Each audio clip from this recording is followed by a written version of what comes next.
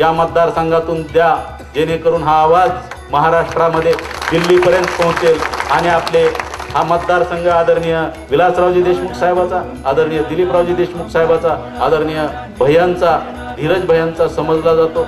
सर्व महाराष्ट्र इकडे लक्ष असतं सर्वांचं।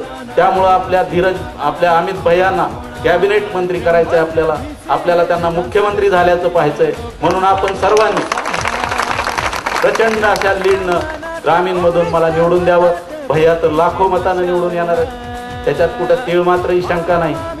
त्यामुळे येत्या 15 तारखेला आपण हाताच्या पंजाचं पुढचं बटन दाबा अशी पुनश्च एकदा विनंती करतो आणि मला आपली सेवा करायची संधी द्या। एवढं बोलून माझे 2 शब्द संपवतो। जय हिंद, जय महाराष्ट्र।